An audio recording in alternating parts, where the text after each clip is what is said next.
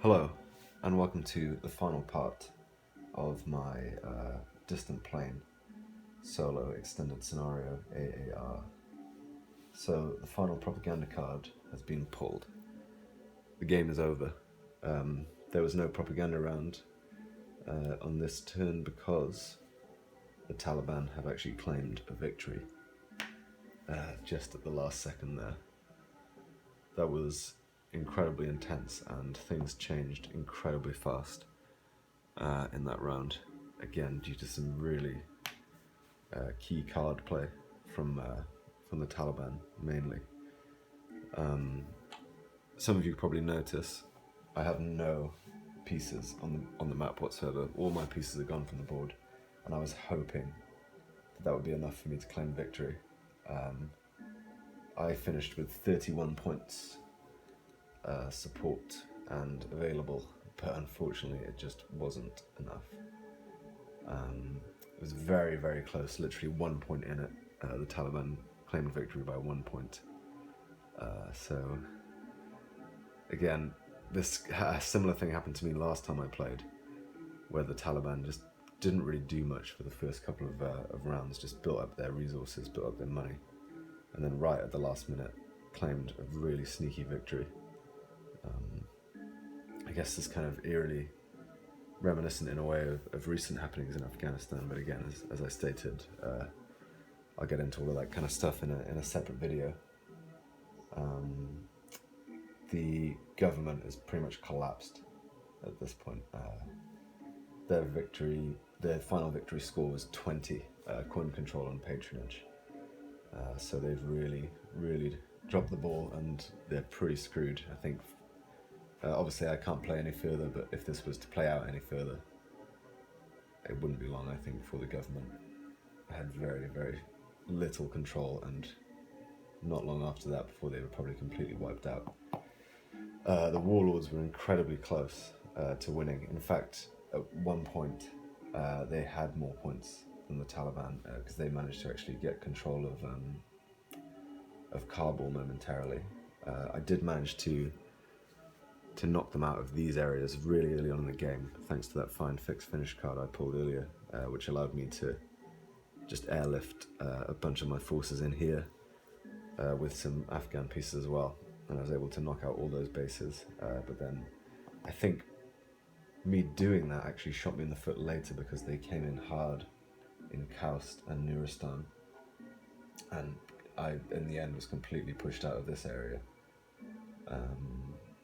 And I think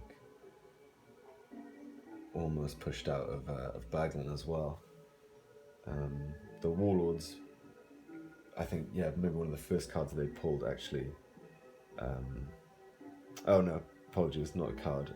The warlords actually committed quite a few acts of terror on the board during that round, knocking out my support in Kaust, Baglan, and even in Kabul, which then allowed the Taliban to terror in there for free, I might add, thanks to that urban specialist card they pulled.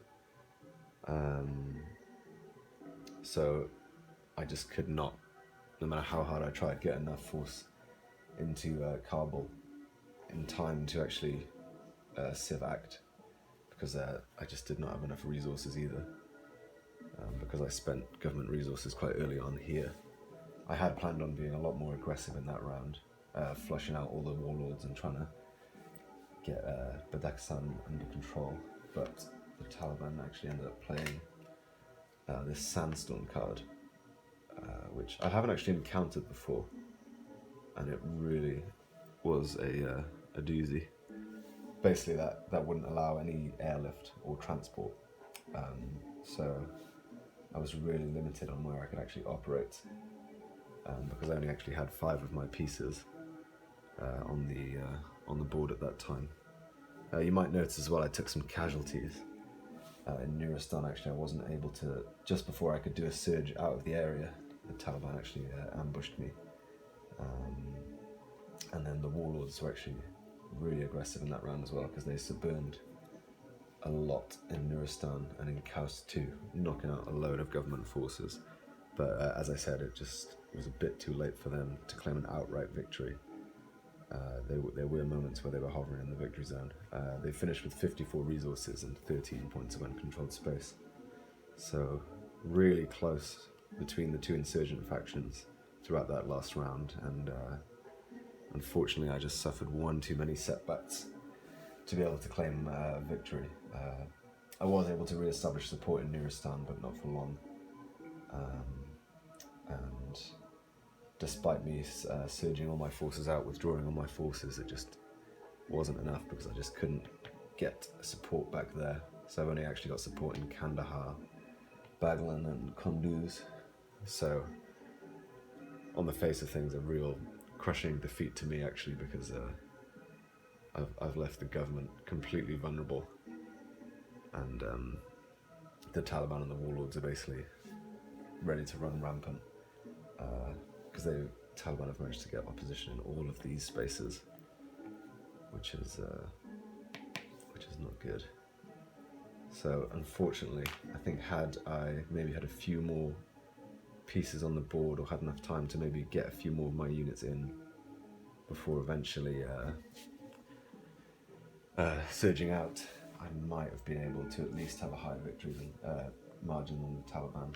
I did also decide before I got into that round to shuffle the last 6 cards in the deck, because I realised actually me knowing where the propaganda card was would give me a really unfair advantage in timing my withdrawal.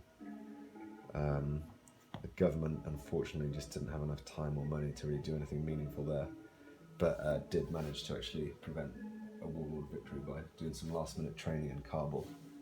The Taliban also moved quite rapidly and quite soon onto these lines of communication, and were able to get their resources up to quite a high level as well. And they also played this capabilities card, Night Letters, which significantly impeded my ability, and the Afghan government's ability to train. So yeah, kind of a bit stumped actually, because like I said, I was really hoping to claim a victory in that game, and I just think I had everything under control for the majority of this session, and then to watch it all slip away in literally the last couple of card turns was pretty heartbreaking. But I did have an awesome time playing this extended scenario, and I think if I do it again, I could have a chance of victory. I've never actually won a solo play of this game, no matter what scenario I'm doing, because it is just really tough. But I kind of like that because it keeps me coming back for more. That's definitely the highest score I've had though, so that's promising. And I think maybe if I did the short scenario soon, I might be able to claim a victory in that one. That being said, I can see where I went wrong, and I just really shouldn't have given up Koust. I should have maybe reconsolidated my coalition back into Kabul quite early in that round, and then this Sandstorms card wouldn't have been such an issue, so I've got to remember to keep an eye out for that one. I think as well, it's really important to manage your time between controlling the warlords and the Taliban, because when they kind of group together like this, it becomes just such a nightmare to deal with. I think that's probably the best I've actually managed to contain the Afghan government from winning outright, but I think that's also shot me in the foot a little bit, because the amount of times they governed for patronage decreased the aid so much that it just became so hard to actually get resources flowing to them, and me having to block them off from doing certain things, I think impeded their ability to actually really fight at all, or even sweep, because very rarely will the Afghan government bot actually choose to engage in conflict, but I think if you set them up to do it, they will. So I think that's a key to it as well, because that will bump the aid up. So I'm kind of waffling here. This has been really interesting and quite unexpected actually. It's been really interesting to see actually how the Taliban have just kind of built up over time. and then just slowly edge their way in, right at the last minute, carving out a path to Kabul, and really taking advantage of these lines of communication. Again, I think it's always kind of impressive to see how well these AI flowcharts are designed, because to a degree you can predict what they're going to do, but they always end up taking a different path to do it, depending on what you do. And I notice having very few pieces on the board, very few coalition pieces on the board, that made them act in a completely different way. I'm yet to actually play this game as any other faction, but I think it'd be really interesting to do a playthrough as the Warlords and see how the coalition bot handles. Yeah, again, sorry, I'm kind of running out of steam a little bit here. This has been a three-day event, and it's been quite the journey, you know. I think looking at this board right now, if I'm thinking about this in terms of real life impact in you know, the choices I've made and what the consequences of that are, I'm kind of a little bit disgusted with myself, which I think is actually a testament to how well these games are designed, because you really do start to empathize with the situation, and you really do start to think about the weight of the actions of what you're doing, you know, what you do on the board, and what that's kind of representing in real life. So yeah, in summary, again, that last round, just completely inhibited by my lack of funding, my lack of movement capability, and just my lack of foresight to keep enough forces on the board really throughout the game to be able to maintain control of these areas. You know, I think trying to separate the Warlords over here, try and keep them penned in there, would not only make it more difficult for the Taliban to come into these areas, but I think it would kind of force them to settle for these lower cost areas, because if the coalition can maintain a presence up here, then you know, it's going to be really hard for them to get a foothold in these regions. I should add as well that the Taliban were able to bump their Islamabad trek up to sponsorship, so even after them playing any event, they remained eligible, so they were able to make a lot of moves in that last round. So yeah, that wraps up the extended scenario solo playthrough for Distant Plain. Once again, I've had a really awesome time doing this. I think to a degree I'm quite happy with the way I've played, because I did manage to make it this far and have quite a decent chance of winning.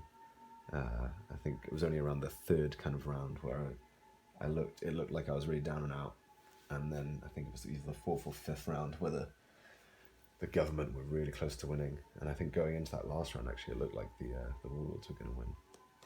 So yeah, if any of you haven't played this game, I really highly recommend it, and I will do a review shortly, just after I've collected my thoughts a little bit more, and I'm sure in that video again I'll talk about some of the things that just make this game carry so much weight, both in terms of gameplay, mechanics, and the way that ties into the theme, but also the kind of the way it makes you feel as you play it. So yeah, thank you very much for watching.